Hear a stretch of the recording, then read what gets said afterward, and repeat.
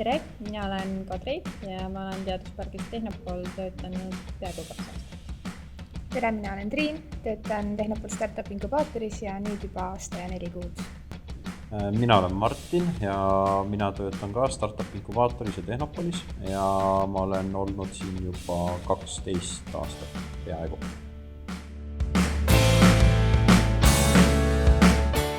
Tegelikult neid erinevusi on hästi palju, aga mina armastan mõelda niimoodi, et startup on selline ettevõte, mis püüab äärmiselt riskantsetes oludes, hästi piiratud ressurssidega leida siis hästi eskaleeruvat ärimudelit. Ehk et sellist äri, mis jõuaks laia maailma ja jube kiiresti. Ja teine selline fundamentaalne erinevus on kindlasti see, et startupid üldiselt tegelevad selliste innovaatiliste ja uudsete toodetega, mida võib-olla varem pole väga palju turul olnud. Ja võib-olla kolmas oluline erinevus on see, et selleks, et startupi arendada või kasvatada, on sul kindlasti vaja mingil hetkel erakapitali ehk siis investeeringut. Et traditsioonilised ettevõtted lahendavad seda kasvu võib-olla teistmoodi, et nad pigem toodavad, kasvatavad käivet, näiteks pakuvad teenust, kasvatavad käivet ja siis järk-järgult, kui tekib võimalus, kasvavad või lähevad teistele turgudele. Aga startupid vastupidi, et nad proovivad mingi toote või sellise kontsepti kiiresti valmis ehitada, lisakapitali kaasata müügiks turunduseks ja siis kohe igal pool üle maailma seda toodet või teenust müüa. Minu hinnangul selline mitmekesisus on oluline, eks. Aga üldiselt startup tiimid, nagu ma ütlesin, et nad on väga-väga piiratud ressurssidega. Et startup tiimidel tegelikult ei ole võimalust, et nad, värbavad endale kalli arendaja või ostavad enda meeskonda mingisuguse rahvusvahelise turundusprofi, eks ju. Et nad peavad tegelikult hakkama saama sellega, mis neil olemas on. Ja tavaliselt on neil olemas selline idee autor, kellel on tohutu motivatsioon, tohutu drive enda sees, et ta tahab seda asja ellu viia. Ja tõenäoliselt on tal selline 2-3 kaasamõtlejat.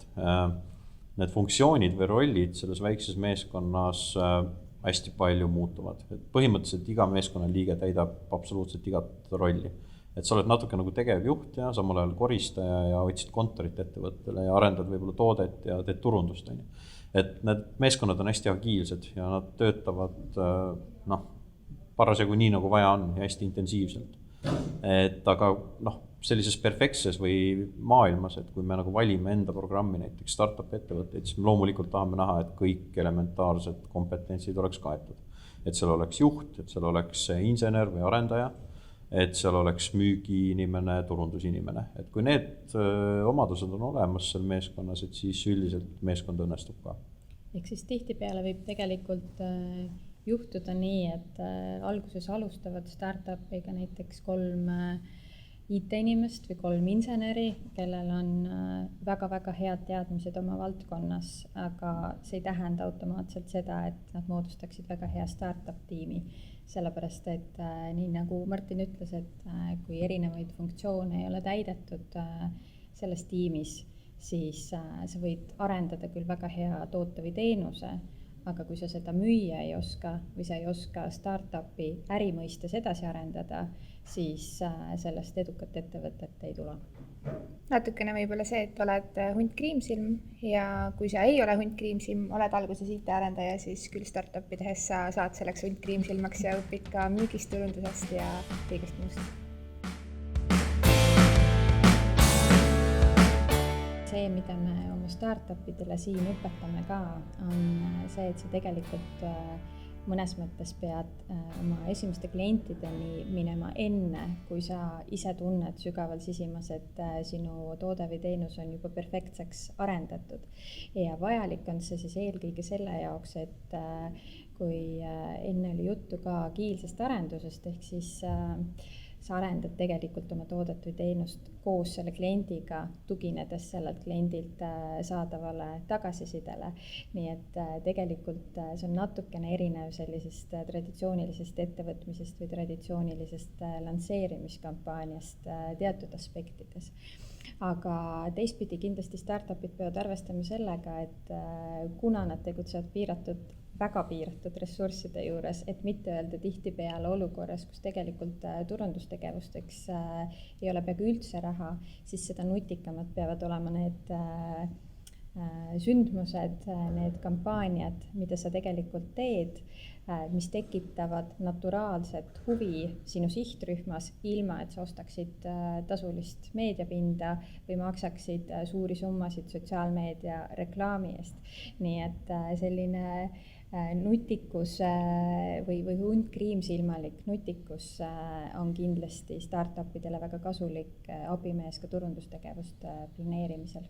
Väga tihti näiteks üks hea teleintervjuu kusagil õhtuses tipptunni ajas toob sulle 100 klienti hoobilt ühe õhtuga, versus see, kui sa teed suure kampaania või paned näiteks kalli raha eest lehte suure postri või reklaami. Seal on jah, startupidel on tegelikult, neil ei ole nagu väga raske alguses võib-olla turundust teha ja seal on 2 väga kindlat põhjust, et kõik startupid teevad põnevaid asju. Et väga vähe on startup'e, kes teevad korduvtooteid või analoogseid tooteid, mida on juba hästi palju maailmas olemas. Et nad kõik tahavad teha midagi unikaalset. Unikaalsus on see, mis meedias müüb pahatihti või enamjaolt, et sa saad oma sõnumiga tegelikult pilti, vähemalt alguses. Ja teine võib-olla positiivne külg on see, et startupid on oma mainelt populaarsed. Et tegelikult avalikkus tahab sinust rääkida. Et sa oled nagu uus ja vahva ja trendikas ja sa teed ikkagi, muudad maailma oma väikse meeskonnaga väikses Eestis ja see on selline nagu huvitav teema. Ja kui sa seda, ma ei tea, nutikalt ära kasutad ja rakendad, et siis sa esialgu selle nähtavuse kätte saad. Et kõik, mis nagu jätkub või hiljem tuleb ja kui sa nagu päriselt tahad ka välisturgudele minna, et see võib-olla on oluliselt suurem väljakutse. Aga millega startupid kindlasti peavad rinde pistma tihtipeale juba üsna varajases staadiumis ja mis võib-olla on ka erinev traditsioonilisest ettevõtlusest, tulenebki selle startupi iseloomust, ehk siis startup kui potentsiaalselt hästi kiirelt kasvav ettevõte ja kiire kasv tähendab seda, et sul on väga kiirelt võib-olla vaja ka väga-väga palju uusi töötajaid. Ei ole harvad need situatsioonid, kus startup investeeringu kaasamisel tahab järgmise poole aasta jooksul kasvada 10 liikme pealt 150 inimesega tiimiks. Nii et sisuliselt on tal vaja kiiresti värvata juurde 140 uut töötajat. Nii et seetõttu peavad tihtipeale startupid juba ettevõtte väga-väga varajases faasis tegelema ka sellise tööandja teadliku kuvandi, tööandja brändingu tekitamisega.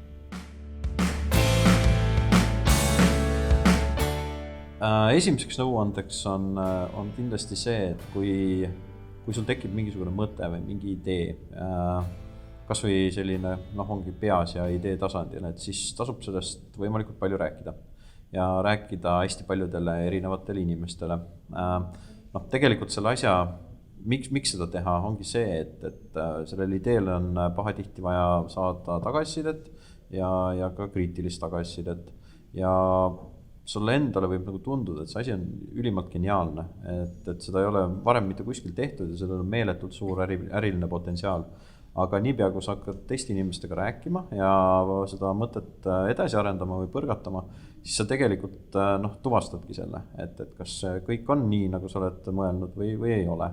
Ja hästi paljudel juhtudel tuleb tegelikult välja, et võib-olla see ei ole nagu väga väärt idee ja võib-olla ei olegi mõtet sellele aega raisata, aga see on ka täiesti normaalne. Nii et ma pigem soovitan kohe, et kui teil on mingid mõtted, rääkige sellest enda tuttavatega, rääkige võõrastega, rääkige potentsiaalsete klientidega, kes peaks sisuliselt seda teie käest hakkama ära ostma, teile raha maksma selle eest. Et mida varem te saate sellist adekvaatset ja loogilist tagasisidet, et seda õigemaid samme te hakkate hiljem tegema. Ma ütlen ka kõrvale siit, et tegelikult enamikel alustavatel ettevõtjatel või alustavatel startuperitel on esmajoones see tunne, et kui ma oma ideest nüüd räägin, siis kindlasti keegi varastab selle ära. Ehk siis see tunne on ka täiesti loomulik, aga seda tunnet siiski tuleb täielikult eirata, sellepärast et see, millest Martin kõneles, et sa pead seda rääkima võimalikult paljudele, nii see täpselt käib ja see on see edasiviiv jõud. Ja ütleme sealt edasi, et kui on siis nagu tuvastatud, et okei, et see on päriselt väärt asi ja sellega tasub tööd teha, et siis tuleb läbida need elementaarsed sammud, et tavaliselt hakkavad siis need idee omanikud ehitama, ma ei tea, teenusest või tootest prototüüpi, ehk siis nagu sellist võimalikult lihtsat toote või teenuse näidist.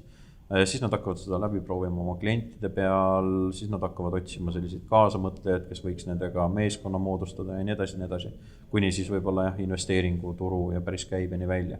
Aga jah, ma arvan, et nagu see esimene etapp võiks olla küll hästi avatus. Ja selleks avatuseks on Eestis väga palju võimalusi ka, et meil toimub kindlasti iga nädal vähemalt 2-3 startup sündmust, kus räägitakse erinevat startupide teemadel, startupi puudutavatel teemadel ja kahtlemata on seal koos need inimesed, kellest sul kõige rohkem kasu on selles ideefaasis. Et kui sa nendega läbi käid, nendega suhtled, nendega mõtteid vahetad, et siis sinu idee muutub ainult tugevamaks ja sa saad nagu päriselt sellega midagi ära teha. Kindlasti tasuks jõuda kaugemale sellest esimesest ringist, kes on võib-olla sinu pered ja sõbrad ja kes nii ehk naa toetavad sinu ideed ja edasiminekut ja sellepärast tasub kindlasti just võõraste inimestega oma idee valideerida ja võib-olla saada aru, kas see on kvaliteetne või mitte. Ja ma lisaks juurde siia, et tõesti tasub hoida silma peal sellel, mis toimub kogukonnas. On erinevad üritused, erinevad koolitused, erinevad programmid just hästi varajase faasi startupidele või ideedele, et jõuda natukene kaugemale oma õhtul pähe tulnud või kusagil saunalaval pähe tulnud heast ideest. Ja ka näiteks prototüüpide arendamiseks on meil olemas erinevad konkursid, kus on võimalik saada mitte ainult nõu ja abi ja toetust, vaid päris raha ja sellist raha, mida kasutada oma idee ja siis toote või teenuse edasiarendamiseks. Ja väike täiendus nende ürituste kohta, et väga suur osa nendest üritustest on tegelikult osalejatele tasuta. Kõik võivad tulla, kõik võivad sellest osa saada, kõik võivad enda oskusi, teadmisi arendada, et olla edukas ettevõtja. Ja lisaks sellele sa leiad kaasamõtlejaid, sa võib-olla leiad oma kaasasutaja või mõne teise laheda tiimiliikme ja kõik sellised võib-olla väiksed asjad, mida muidu õhtul teeksid, millele muidu leiaksid õhtul lahenduse guugeldades, saad sa tegelikult 1 või 2 üritusega teada. Ja tasuta süüa juua saab ka. Tasuta süüa juua saab ka. Startup asutajad teevad või täidavad tegelikult hästi paljusid erinevaid rolle, eriti ettevõtte algusfaasides. Ja nad peavad teadma kõikidest valdkondadest elementaarseid asju. Et kindlasti on igal inimesel enda selline supervõime või nad on mingis asjas kindlasti tugevad, nad võivad olla väga head müüjad või turundajad või väga head arendajad, eks nad oskavad väga hästi tarkvara koodi kirjutada. Et ma võib-olla ei soovitaks selle supervõime kallal nagu edasi väga palju tööd teha, et lihtsalt tuleb neid teisi valdkondi nagu juurde õppida.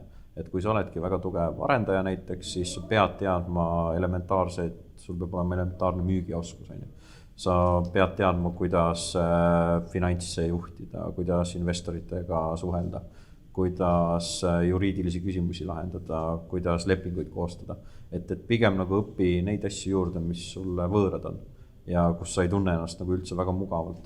Sest jah, et kui sa seda ettevõtet nagu käima hakkad jooksma, et siis neid ebamääraseid olukordi või selliseid nagu kriisiolukordi, et neid tuleb kogu aeg ette. Ja kui sa tead, oled kodus kõikides valdkondades, et siis on sind raskem kuidagi nagu rivist välja lüüa. Et pigem keskendu nagu nendele pooltele, mis ei ole võib-olla sult kõige tugevamad. Et me oleme isegi näiteks nagu juhtidele või ettevõttele sellistele üldjuhtidele soovitanud või idee omanikele, et teil on nagu raske värvata IT-arendajaid, kui te ei tea arendusest mitte midagi, eks ju. Et te peate aru saama, et kuidas koodi kirjutatakse, kui kaua mingisugune arendusaega võib võtta, kui palju ta raha võtab. Et sa pead selliseid asju teadma lihtsalt ja ma täiesti soovitan hästi seinast seina nagu harida ennast kõikidel nendes valdkondades või nendes aspektides. Üks pehmem oskus, mis kindlasti ka mööda külgi alla ei jookse, on see, mida ka Kadri mainis enne, et esinemine ja pitchimine, ehk siis väga lühikese aja jooksul oma idee väga lihtsalt selgeks teha. See kulub ära kõigile, kes töötavad või kes on sinu startupis.